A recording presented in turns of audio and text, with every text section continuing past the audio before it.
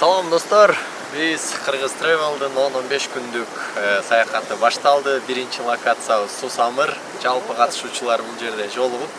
Азыр болсо эртең мененки тамак жедик, жүктөрдү салыштырдык. Кийинки локация буюрса Соңкөл. Кыргызстандын түндүк тарабын жалпысынан кыдырып чыгабыз. Андыктан биз менен бирге болуңуздар жана биздин YouTube каналдан алыстабаңыздар.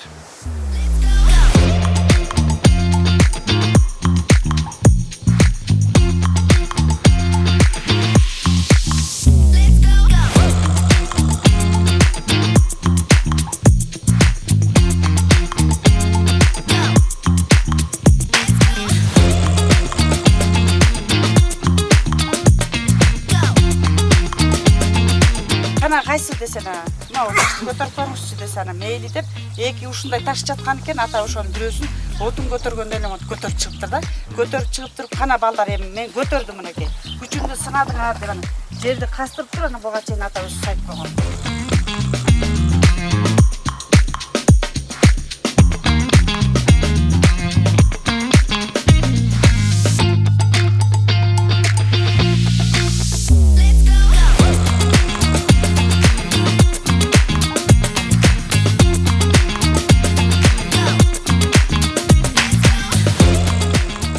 Жаңы эле бардык буюмдарды жыйнаштырдык жана 3 машина менен Соңкөлдү көзөй сапар тарттык. Кайсы машина көргөзөт жүрбүз.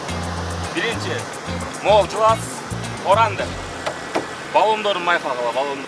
Экинчи машина Сурф. Бул дагы эми өзүнчө бомба машина да. Мунун баллону эле бир тайлык эми. Кыргыз Travel'дын личный машинасы болуп логотипти байкагыла. Так, кет 3-чү машина. Эми бул машина жээнди машина да. Toyota Forander. Тонировкада 2020 жылкы водительдин ачкычы жинди. Морданы карагыла. Морданы карагыла. Класс. Ушул 3 машина менен кудай бурса Кыргызстандын түндүгүн жээнди жолдорунда жүрөбүз. Так что бизден алып калыңыз.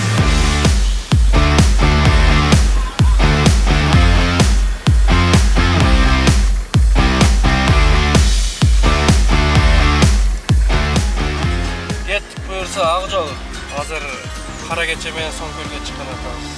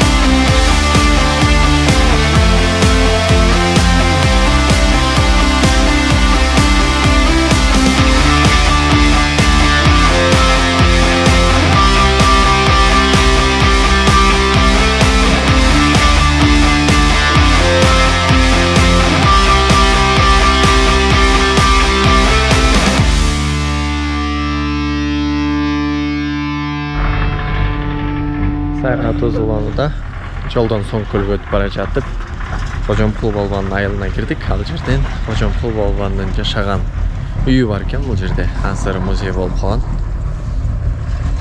Ушул үйдө жашаган.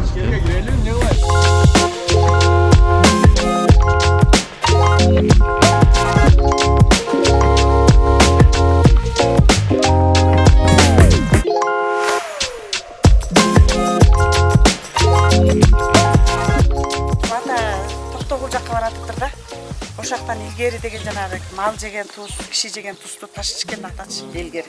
Аны ошондо Токтогулдун элдери жолугашып, угашып, ой айылда деген баланча киши келатыптыр балбан. Биз ошону тосуп алып, күчүн көрөлү, сынайлы дешип, аны тосуп алышып, атанын курсагын тойгузуп алышып, анан кийин жүргүлө сизди күттүгүлө биз көрсөткөн ташты көтөрө аласызбы дейт. А мейли кана жүргүлө деп анан атанын курсагын тойгузуп алып, анан алып барып бул таш суу жээктери жатыптыр да. Анан тиги кишилер бул дешпейт. Анан кана кайсы десе да, мына көтөрүп көрүңүзчү десе анан мейли деп, эки ушундай таш жаткан экен, ата ошонун бирөөсүн отун көтөргөндө эле көтөрүп чыгыптыр да. Көтөрүп чыгып туруп, кана балдар эми мен көтөрдүм мынакей. Күчүмдү сынадым деп анан жерди кастырып туруп анан буга чейин ата өзү сайып койгон экен. Ошондо божомол менен ошолор айтканы менен 750 килограммдык таш экен да бул. Ошондо бул болсо ошо атанын атасы, ата-энеси да балбан болуптур бул кишиничи. Анан бул атасы жөн эле оту мандаш токуна отуруп туруп эле 1 тонна 274 килограмм таш экен, ошону эки буту менен түртүп коюптур да бул. 1 тонна. Сиз кимиз болосуз? Мен небере келин болуп калам. Мурун кайненем менен кайнатам иштечи, алар өтүп кетишти да. Анан мен небере келин болуп калам. Ошондо бул атанын атасы түрткөн таш 1 тонна 274 килограмм таш. Бул болсо ата өзү көтөргөн таш экен, муну мисөлө көтөрүптүр да. 620 килограммдык таш экен бул. Бул болсо 600 килограмм таш экен. Бул деген илгери деген аталар мындай эле тал сал эчтекеси жок эле мындай эле айдоо сыяктуу, полия сыяктуу жерде жашачу экен да элдерчи. Анан муну ата өзү барып туруп, отун көтөргөн эле мынтип көтөрүп келип туруп, жерди касып туруп, анан ат байлаган, атанын ат байлаган мамыт таш экен. Казы мамыт таш. Мамыт таш экен бул. Ошондо бул 600 килограммдык таш экен. Бул болсо атанын изи экен, 53-54 размер экен. Бул атанын размерин Бут коюп көрсөң болобу? Болот. Атанын размери болчу эмес экен да. Анан кожаны жазатып туруп эле башка бирөөлөргө билген кишилерге тиктирип туруп кийчикен. 53-54 размер экен.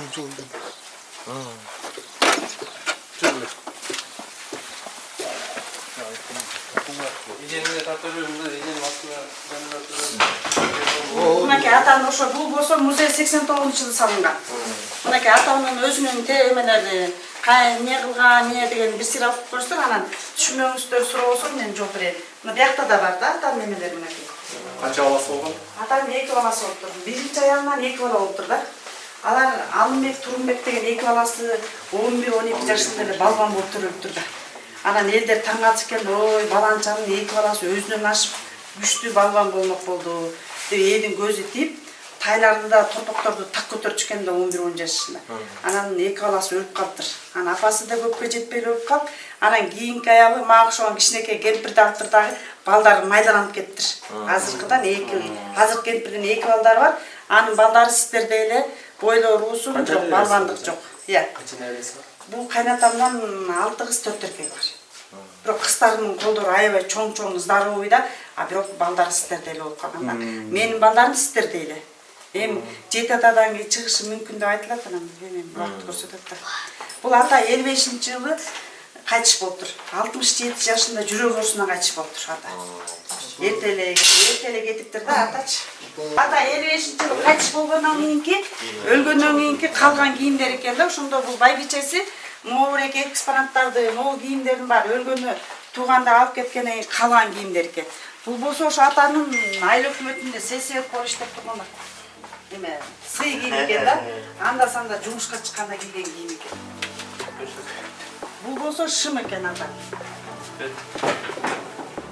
Шым.